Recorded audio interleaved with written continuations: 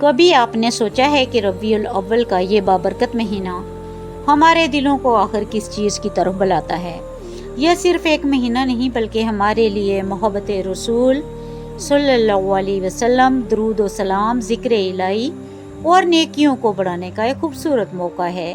لیکن سوال یہ ہے کہ ربیع الاول میں فاتحہ کس طرح کریں، کیا پڑھیں، کس نیت سے کریں اور کن باتوں کا خیال رکھیں؟ آج کی اس ویڈیو میں ہم اسی موضوع کو قرآن اور سنت کی روشنی میں سمجھنے کی کوشش کریں گے تاکہ ہماری عبادت صرف رسم نہ بنے بلکہ اللہ تعالیٰ کی رضا کا ذریعہ بنے۔ اگر آپ بھی چاہتے ہیں کہ اس بابرکت مہینے میں اپنے گھر کو ذکر، درود اور نیکی سے روشن کریں تو اس ویڈیو کو آخر تک ضرور دیکھیں، اور اگر آپ پہلی بار ہمارے چینل روشنی کی طرف پر آئے ہیں تو چینل کو سبسکرائب کریں اور ویڈیو کو لائک ضرور کریں، کیونکہ شاید آپ کی ایک چھوٹی سی کوشش یہ پیغام کسی ایسے دل تک پہنچا دے جسے آج اس کی ضرورت ہے۔ آئے محبت رسول اللہ صلی اللہ علیہ وسلم کو صرف الفاظ میں نہیں بلکہ اپنی زندگی کے اچھے اعمال میں بھی ظاہر کرنے کی کوشش کریں۔ محترم خواتین و اسلام اور میرے عزیز بھائیوں، آج ہم جانیں گے فاتحہ خوانی کرنے کا صحیح طریقہ۔ ربیع الاول کا مبارک مہینہ آتے ہی ہمارے دلوں میں نبی کریم صلی اللہ علیہ وسلم کی محبت کا سمندر مچلنے لگتا ہے، آنکھیں نم ہو جاتی ہیں اور زبانوں پر درود و سلام کا نغمہ جاری ہو جاتا ہے۔ اس بابرکت مہینے میں ہم اپنے مرحوم والدین، دادا دادی، نانا نانی اور پیاروں کو بھی بہت یاد کرتے ہیں، ان کے لیے فاتحہ خوانی اور اصال ثواب کرنا چاہتے ہیں۔ لیکن ہمارے معاشرے میں اس حوالے سے کچھ سوالات اور غلط فہمیاں پائی جاتی ہیں۔ لوگ پوچھتے ہیں کہ کیا ربیع الاول میں فاتحہ کے لیے کوئی خاص دن یا 12 تاریخ مقرر ہے؟ کیا کسی خاص تاریخ کے بغیر فاتحہ نہیں ہو سکتی؟ کیا مٹھائی، بریانی یا گوشت کے بغیر فاتحہ نہیں ہوتی؟ کیا کھانا پکانا لازمی ہے؟ کیا کسی مولوی صاحب یا امام صاحب کا ہونا ضروری ہے؟ کیا عورتیں خود گھر میں قرآن پڑھ کر اصال ثواب کر سکتی ہیں؟ اور اگر کسی غریب کے پاس پیسے نہ ہوں تو کیا اس کے مرحومین دعاؤں اور ثواب سے محروم رہ جائیں گے؟ میرے عزیزو، آج بات کو بہت غور سے سنیں۔ دین میں محبت کے ساتھ ساتھ صحیح طریقہ جاننا بھی روح کی ضرورت ہے۔ ہم اپنے نبی کریم صلی اللہ علیہ وسلم سے بے پناہ محبت کرتے ہیں، اپنی مٹی تلے سوئے ہوئے عزیزوں کو یاد کر کے روتے ہیں اور ان کے لیے کچھ کرنا چاہتے ہیں۔ لیکن محبت کا سب سے خوبصورت طریقہ یہی ہے کہ جو عمل کریں شریعت کی حدود میں رہ کر کریں، اور جیسے اللہ اور اس کے رسول صلی اللہ علیہ وسلم نے لازم نہیں قرار دیا اسے خود پر بوجھ نہ بنائیں۔ سب سے پہلے یہ بات اپنے دل کی تختی پر لکھ لیجئے کہ ربیع الاول یا کسی بھی مہینے میں اصال ثواب کے لیے قرآن اور صحیح حدیث میں کوئی ایک مخصوص دن یا تاریخ مقررہ نہیں ہے۔ یہ سمجھنا کہ 12 ربیع الاول ہی کو فاتحہ ہو سکتی ہے ورنہ محرومی ہو جائے گی، بالکل درست نہیں۔ نیکی اور دعا کے لیے اللہ تعالیٰ نے ہمیں صرف ایک دن کا محتاج نہیں بنایا۔ ذرا دل پر ہاتھ رکھ کر سوچیں، اگر ہماری ماں ہم سے بچھڑ گئی، والد کا سایہ اٹھ گیا، کوئی پیارا قبر کی تنہائی میں چلا گیا، تو کیا ہم ان کی یاد اور ان کے لیے دعا کو صرف ایک دن کا محتاج رکھیں گے؟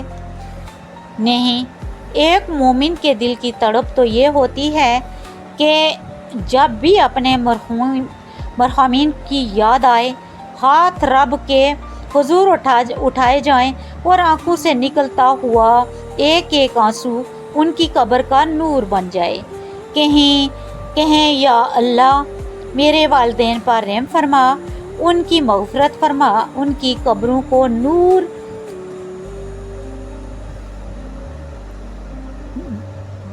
نور بنا دے۔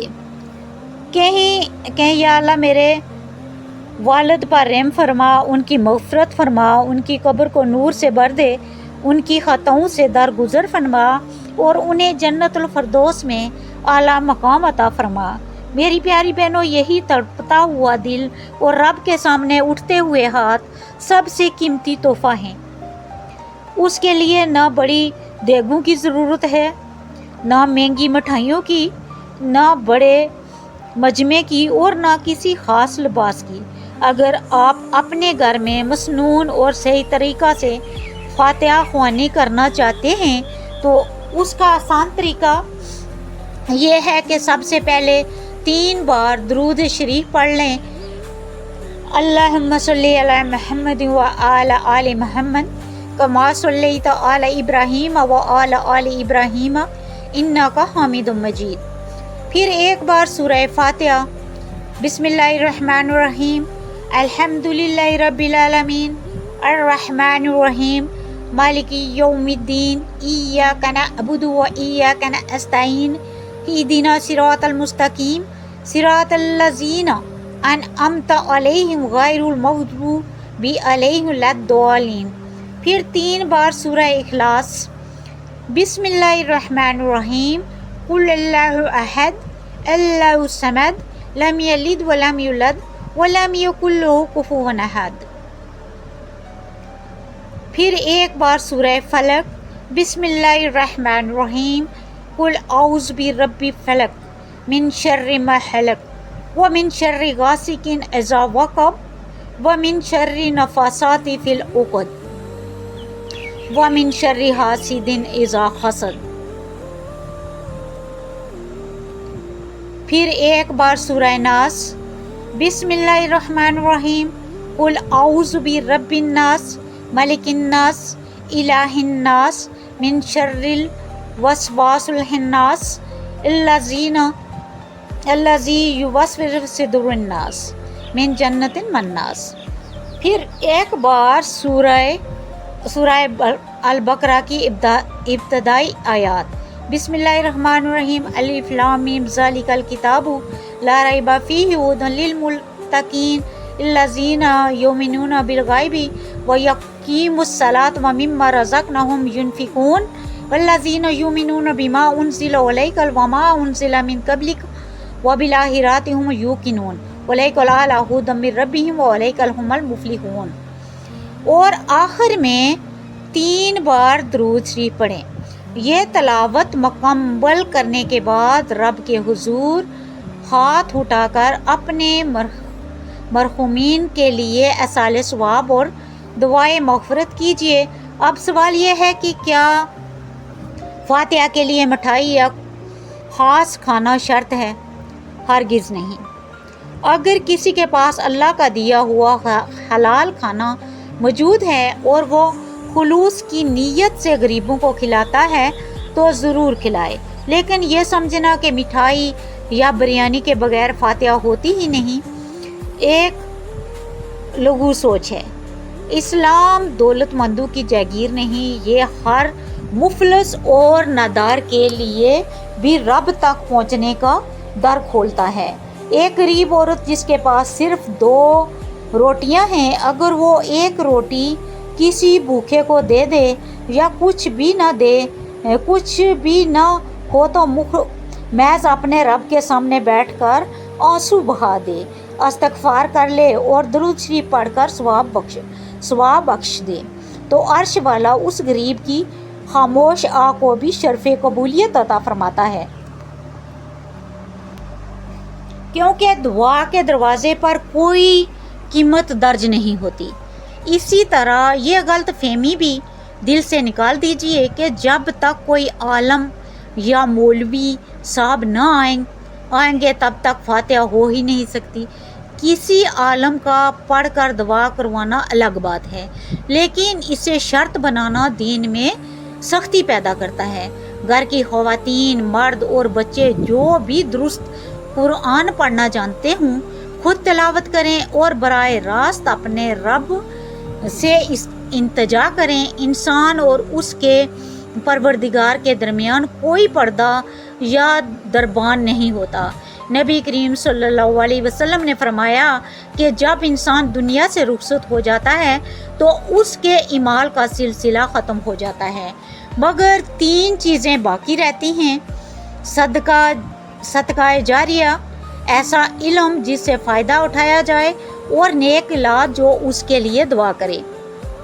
ذرا اس حدیث کی گہرائی محسوس کیجئے۔ ماں یا باپ چلے گئے، لیکن ان کی اولاد جب ہاتھ اٹھا کر کہتی ہے یا اللہ میری ماں کو معاف فرما، تو وہ مقدس رشتہ موت کی دیوار سے بھی آگے قائم رہتا ہے۔ اس لیے قرض لے کر بڑی دعوتیں کرنا، رسم و رواج، دکھاوے اور مقابلے کی خاطر بوجھ اٹھانا بالکل چھوڑ دیجئے۔ اللہ کے ہاں عمل کا نہیں، نیت کے اخلاص کا وزن ہوتا ہے۔ خاموشی سے کسی غریب کی مدد کر دینا یا تنہائی میں بہائے گئے چند آنسو رسموں کے پہاڑ سے کہیں زیادہ افضل ہیں۔ ربیع الاول کا اصل پیغام یہ ہے کہ ہم اپنی زندگی کو سنت مصطفیٰ صلی اللہ علیہ وسلم کے مطابق بنائیں، نماز کی پابندی کریں، سچ بولیں، اپنے اخلاق سے ماریں، اور اگر والدین زندہ ہیں تو ان کے پاؤں دبائیں، ان کی خدمت کر کے جنت سمیٹیں، کیونکہ زندہ والدین کی نعمت جانے کے بعد واپس نہیں آتی، اور اگر وہ دنیا سے جا چکے ہیں تو ان کے اگر کچھ قرض یا حقوق باقی ہوں تو انہیں ادا کر دیں، اور ان کے لیے مسلسل دعاؤں کا سلسلہ جاری رکھیں۔ میری پیاری بہنوں اور عزیز بھائیوں، ربیع الاول کو صرف کھانے پینے کی بحث تک محدود نہ کیجیے۔ اس آسان اور خوبصورت پیغام کو دوسروں تک بھی پہنچائیے تاکہ دین کا بوجھل پن دور ہو اور سچی سمجھ پیدا ہو۔ اگر ویڈیو پسند آئی ہو تو لائک کیجیے، روشنی کی طرف کو سبسکرائب کیجیے، اور کمنٹ میں اللہ کا کوئی پیارا سا نام اور اپنے مرحوم کے لیے دعائیں جملہ تحریر کیجیے۔ اللہ تعالی ہمارے زندہ والدین کو صحت و سلامتی دے، ہمارے مرحومین کی کامل مغفرت فرمائے، ان کی قبروں کو نور سے منور کر دے، اور ہمیں اپنے نبی کریم صلی اللہ علیہ وسلم کی سچی پیروی کرنے کی توفیق عطا فرمائے۔ آمین یا رب العالمین۔